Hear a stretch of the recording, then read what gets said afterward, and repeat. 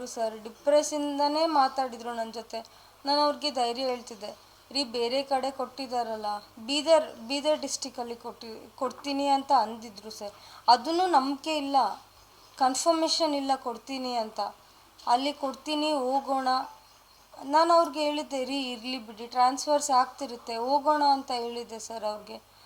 ಆದರೂ ಹೋಗೋಷ್ಟರಲ್ಲಿ ಇಷ್ಟ ಆಗಿಬಿಟ್ಟಿದೆ.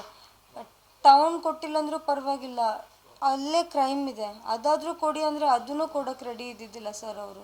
ನೀವು ಯಾದಗಿರಲ್ಲೇ ಇರಬಾರ್ದು.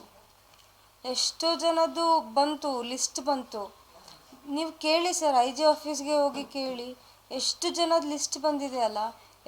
ಲೇಟ್ ಲಿಸ್ಟ್ ಬಂದವ್ರದ್ದೆಲ್ಲ ದುಡ್ಡು ಕೊಟ್ಟು ಎಮ್ ಎಲ್ ಎ ಅವರು ದುಡ್ಡು ಇಸ್ಕೊಂಡು ಅವ್ರಿಗೆ ಪೋಸ್ಟಿಂಗ್ ಕೊಟ್ಟಿದ್ದಾರೆ, ಲೆಟರ್ ಕೊಟ್ಟಿದ್ದಾರೆ ಅವ್ರಿಗೆ.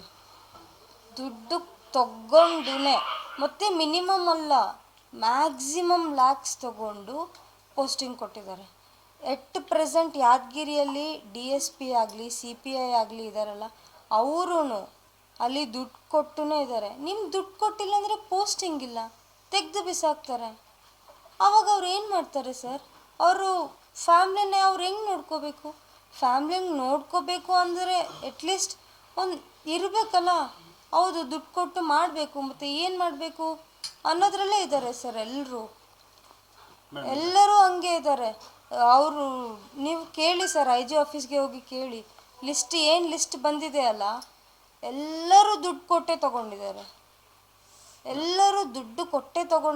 ದುಡ್ಡು ಇಸ್ಕೊಂಡೇ ಅವ್ರಿಗೆ ಲೆಟರ್ ಕೊಟ್ಟಿದ್ದಾರೆ. ಬಂದಿದ್ದಾರೆ ಅಂತ ಏನೂ ಇಲ್ಲ, ಅವರು ತಪ್ಪು ಮಾಡಿದ್ದಾರೆ.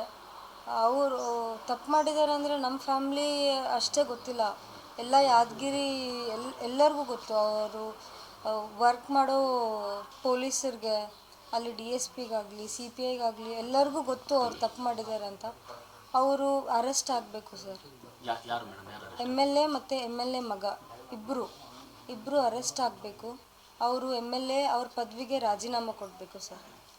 ಹಂಗೆ ಕೊಟ್ಟರೆ ತಾನೇ ಅಲ್ಲಿ ಇರೋ ಪೊಲೀಸರಾಗಲಿ, ಬೇರೆ ಯಾವುದೇ ಗೌರ್ಮೆಂಟ್ ಜಾಬ್ ಮಾಡೋರಾಗಲಿ ಪ್ರಶಾಂತದಿಂದ ಜಾಬ್ ಮಾಡ್ತಾರೆ ಸರ್. ಇಲ್ಲಾಂದರೆ ಇಲ್ಲ. ಅವರು ಮತ್ತೆ ಕಂಟಿನ್ಯೂ ಆದರೆ, ಇವಾಗ ಇದು ಮುಗಿಯುತ್ತೆ, ಕಂಟಿನ್ಯೂ ಮಾಡಿದ್ರೆ ಮತ್ತೆ ನೆಕ್ಸ್ಟ್ ಇಯರ್ ಮತ್ತೆ ಅದೇ ನಡೆಯುತ್ತೆ ಸರ್, ಅದೇ ಮಾಡ್ತಾರೆ ಅವರು.